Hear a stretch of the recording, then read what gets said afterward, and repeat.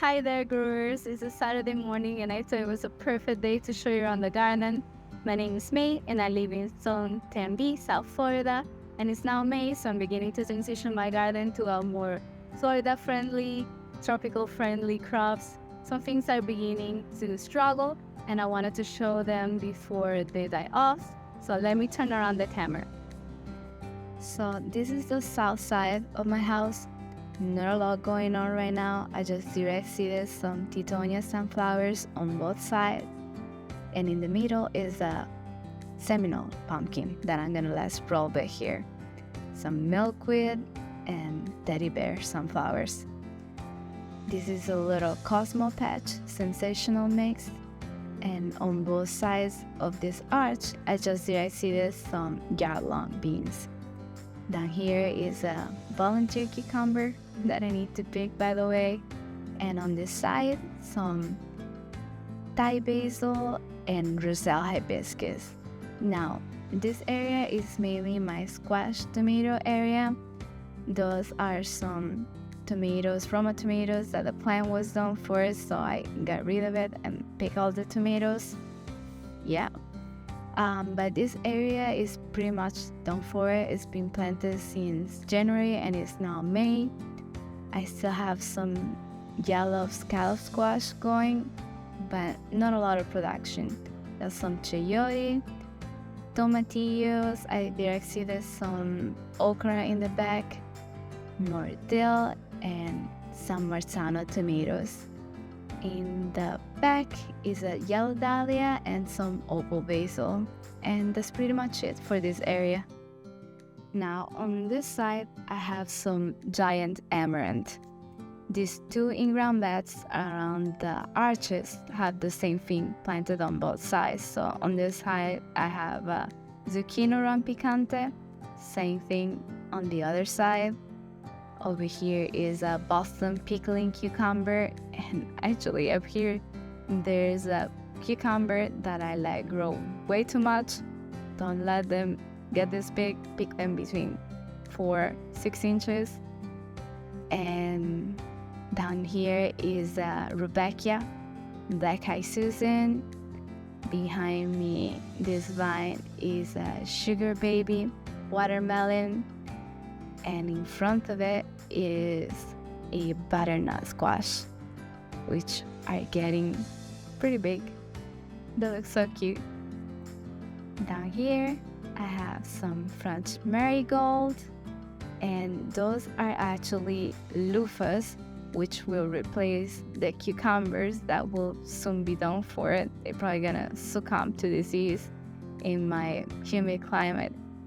Back here is a cauliflower that it never did anything, so I'm just letting do its thing. I hope that it flowers, and that'd be cool to see. And let's walk on this other side. In this container I have some cucumber melons, and on this raised beds back here is my peppers, which they did great, they produced, but they were a little tired. Those were here since last year, so I gave them a little bit of a haircut, hoping that they gain some strength. And we'll see how that goes. Here's my onions. They were beginning to bulb, and then we have some pretty heavy rains that smushed them down. So I don't know if they will keep growing at this point. These are some strawberries, I'm trying to catch the runners to make more plants.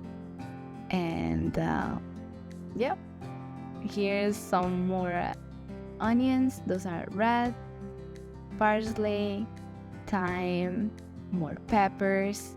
Down here I have carrots, and those are some daikon radishes.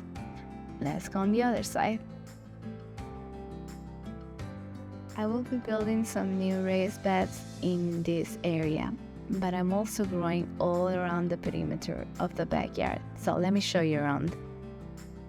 this area over here doesn't do that well, and I think the reason for that is that all the bugs that come from my neighbor's yard found this buffet that is my garden. So if you look just at this poor pineapple stage, just being completely eaten down. But I'm okay with that. Bugs gotta eat too. This is a banana pepper. I have a few back here, and I also just seeded a row of sunflowers. You'll notice that there's a lot of empty spaces that were left from my brassicas, and I'm just beginning to reseed those areas with flowers. Like these are zinnias. I always seed more than I need because bugs love to eat young seedlings. Next to it is a chamomile. I have some peppers, and this is a papaya tree that I've been told is a hermaphrodite, so it should produce without a companion. I don't know, let me know. Over here I have a Mad Hatter pepper that are just beginning to turn red. They look so pretty. Some sweet chard, watermelon, and in between is a cantaloupe. I also have a few peppers. This is a baby cantaloupe and a baby watermelon. This is cassava over here, and cachucha pepper, a super sweet 100 tomato that I need to pick because they're turning red and the birds are starting to eat them.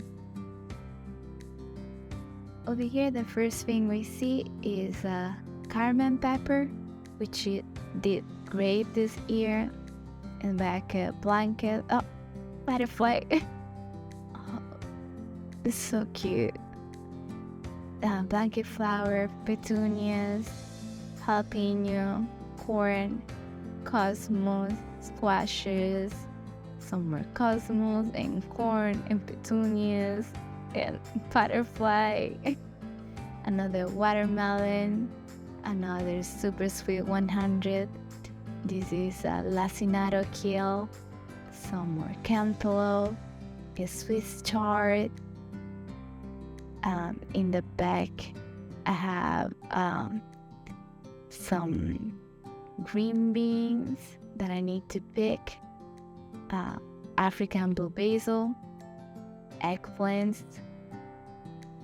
Those are Italian pepperoncini, another papaya, more blue basil, eggplant, squash, cucumber, sage, pepper. So this area that is right in front of my searing area, I like how it's looking right now, but I have a different idea for the future. I planted here 1, 2, 3, 4 dahlias from seed, and they all grew to different colors and sizes. So I would like something a little more cohesive for the future. So I planted more coneflowers. I have 2 purple coneflowers, 2 Cheyenne spirit, and 2 white ones.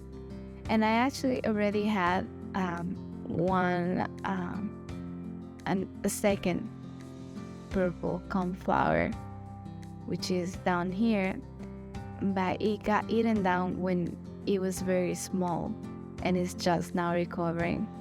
This is lemongrass, and I hope it adds sounds to the garden as it whistles in the wind. This is Bromensia, angel's trumpet. Is the white double bloom, and I actually took a cutting and it's right there. The dahlias, I have one that is this burgundy color and yellow, and this one has only bloom right now, but it's pink. And this is the tallest one, it's like coral with a hint of yellow, and I think it's my favorite one.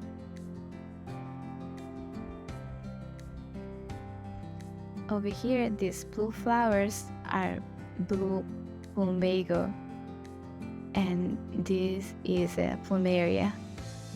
This side, I planted my basil, which when I seeded this area, I didn't realize it was going to get this big and completely block my way. This is cilantro, which is a cilantro substitute, and back here, the first thing we see is my ginger patch, and on this side I have some coffee plants, and I just planted a bunch of zinnias.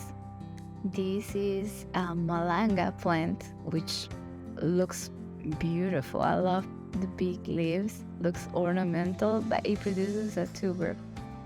Some lemongrass that I just propagated, and more zinnias, more coffee, and more malanga. Here on the opposite side, the first thing you see is parsley, Italian parsley, and Cuban oregano, which is very easy to propagate. This is Biden's alba, and this one, which is just beginning to bloom, is a firecracker. I love these flowers. This is a very happy lemon balm. Some cordylines that I propagated from cuttings, more Cuban oregano, very healthy Cuban oregano. These are golden shrimps, and underneath is my shiitake mushroom log, which I cover with that nasturtium just to keep it more cool, although it's always in the shade down here. Nothing crazy here, just my little compost area. So let's walk back to the front.